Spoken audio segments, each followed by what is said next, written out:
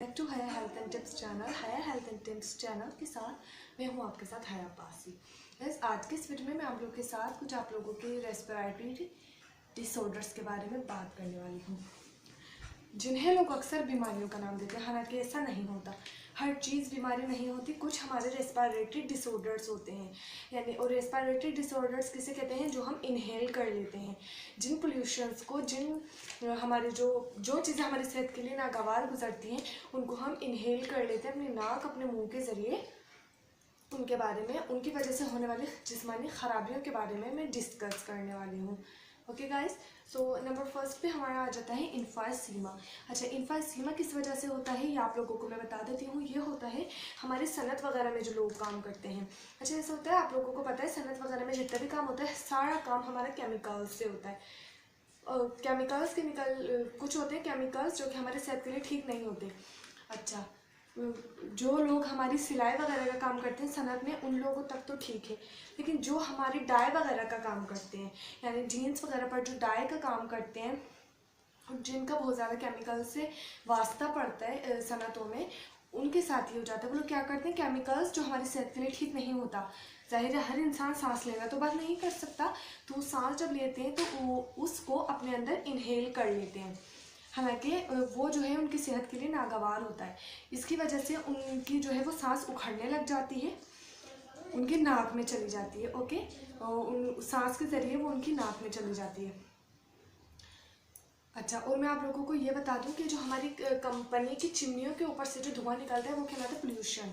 अच्छा, और जो वो होता है, जिन चीज़ों से वो निकलता है उसे कहा जाता है पोल्यूटेंट।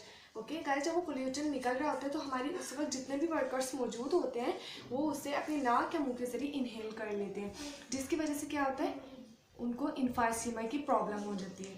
इसमें हमारी सांस का उखड़ना भी हो जाता है और इसके अंदर हमें बुखार भी रहने लग जाता है। सांस खराब होगी तो आप लोगों को पता है आप लोगों की कितनी सारी बीमारियां आप जो है वो आप लोगों के ऊपर अटैक करेंगी, कितनी सारी बीमारियां आप लोग के ऊपर अटैक करेंगी। अच्छा, आप लोग ये बात भी याद रखिएगा कि जितने भी लोग ये केमिकल्स वगैरह का सनत में काम करते हैं, इनकी सैलरी ज़्यादा होती है। उन्हें कोई बताने वाला ही नहीं होता कि ये उनकी सेहत के लिए ठीक नहीं है। इसलिए आप लोग अपने जब देखें तो आप लोगों ने बताया करें। ठीक, उन वर्कर्स को बताने वाला यही नहीं होता कि आपके लिए ठीक नहीं है। उन लोगों को ये नहीं पता चल रहा होता कि वो पोल्यूटेंट मुसलसल अपने अंदर इनहेल कर रहे हैं, अपने जिस्म के अंदर सांस के जरिए अपने गले तक उतार रहे हैं, ऑक्सीजन की बजाय वो पोल्यूशन ले रहे हैं। उनके लिए वो ठीक नहीं है, उनकी उम्र की कमी का बायस है, लेकिन बस वही उनको पता नहीं होता।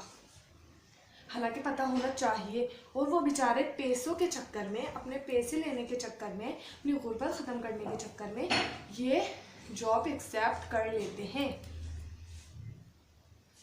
और ये नहीं पता उन लोगों को कि ये उनकी सेहत के लिए कितनी ज़्यादा नागवार गुजरती है। इसकी वजह से, सिर्फ इसी वजह से हमारे इन्फाइसीमा के पेशेंट्स दिन ब दिन इजाफा होता जा रहा है। ओके, पहले रेस्पिरेटरी ऑर्डर था हमारा इन्फाइसीमा। अब नेक्स्ट मैं आप लोग को बता रही हूँ लंग कैंसर। और लंग कैंसर भी हमारा किस वजह से होता है? जब हम अपनी बॉडी में इनहेल कर लेते हैं। अच्छा, लंग कैंसर की दो वजूहत हैं तो बहुत सारी, लेकिन मैं आप लोगों को दो बता देती हूँ। एक है हवाई आलूदगी, वही जो हमारी कंपनियों से निकलने वाला धुआं। दूसरी है स्मोकिंग। गाइस, आप लोग देखते हैं कि कुछ लोग स्मोकिंग करते हैं, उनके लिए तो ये है ही ख़तरनाक। जब वो उस धुएं को अपनी नाक, अपने मुंह के ज़रिए अपने जिस्म में उतार रहे होते हैं तो वो उनके फेफड़ों तक चला जाता है। फेफड़ों के जाने के बाद आप लोग को पता है लंग फेफड़ों को कहा जाता है, उनके फेफड़े ख़राब हो जाते हैं, और जब वो अंदर लेके उसे बाहर निकालते हैं वो मज़ीद ज़्यादा ख़तरनाक होकर बाहर निकलता है। इर्द गिर्द जितने लोग बैठे हुए होते हैं, वो जाहिर है वो सांस लेना बंद नहीं कर सकते, वो भी मुसलसल सांस लेते हैं। अब जिसने सिगरेट पी है, जिसने स्मोकिंग की है, वो जब अपने अंदर इनहेल करके उस धुएं को वापस बाहर निकालता है, वो मज़ीद ख़तरनाक, डबल 110% ज़्यादा ख़तरनाक होकर वो जो है स्मोक के पार्टिकल्स, वो स्मोक की आलूदगी, वो स्मोक की हमारी हवाई गंदगी, वो स्मोक की हमारी तंबाकू के मुज़िर असरात के जो ज़र्रे हैं वो आपकी नाक में चले जाते हैं। क्योंकि जिसने स्मोकिंग की है वो तो पीने के बाद निकाल लेगा, उसे तो उसके लंग के अंदर तो जाएगा ही, लेकिन जो उसके इर्द गिर्द बैठे हुए होते हैं वो जब उस धुएं को अपने अंदर इनहेल कर लेंगे तो मज़ीद हो जाएगा ये।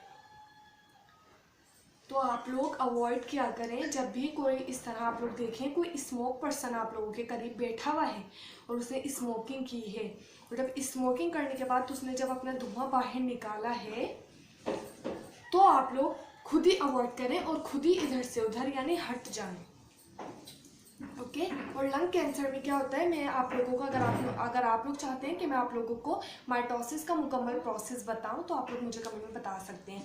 माइटोसिस के प्रोसेस में हम जो है अपना सेल्स डेवलपमेंट वगैरह पढ़ते हैं। ओके, सेल्स का बताऊंगी। हर सेल का एक प्रोसेस होता है कि कितने सेल कितने में डिवाइड होकर कितने सेल बनाते हैं। ओके, कि हमारे कितने सेल कितने ज़्यादा होकर कितने ज़्यादा सेल बनाएंगे उनके बारे में माइटोसिस में हम पढ़ते हैं। अच्छा, तो उसका एक पूरा प्रोसेस होता है कि एक सेल पहले 2 में डिवाइड होगा, 2 से फिर आधा इधर चला जाएगा, आधा उधर, फिर उस आधे में से 2 बनेंगे, वो जो उधर आधा गया उसमें तो बनेंगे। इसी तरह प्रोसेस होता है। और जो लंग कैंसर के पेशेंट्स हो जाते हैं उनके सेल जो हैं मुसलसल पागलों की तरह बनना स्टार्ट हो जाते हैं, या तो मुसलसल कम या तो मुसलसल बहुत ज़्यादा। हालांकि सेल ना ज़्यादा मिकदार में ठीक होते हैं, ना बहुत ज़्यादा कम मिकदार में। जैसे होते हैं ना, कुछ लोग कहते हैं डेंगू की वजह से उनके वाइट सेल्स कम हो जाते हैं, तो उन्हें किस वजह से, ग्रिप की वजह से वाइट सेल्स दोबारा मिल जाते हैं। उनको फ्रूट्स खिलाए जाते हैं, उनको एप्पल खिलाया जाता है जिसकी वजह से उनके वाइट सेल्स बन जाते हैं। इसी तरह क्या होता है, ना हमारे सेल्स कम होने चाहिए ना ज़्यादा होने चाहिए, बस नॉर्मल बेसिस पर होने चाहिए, बिल्कुल नॉर्मल, कि आपकी सेहतमंद ज़िंदगी पर कोई असर ना पड़े। अच्छा, मैं आप लोगों को बता देती हूँ उनके सिम्टम्स, कि जो लोग लंग कैंसर के अंदर गिरफ्तार होते हैं उनके साथ क्या क्या सिम्टम्स होते हैं।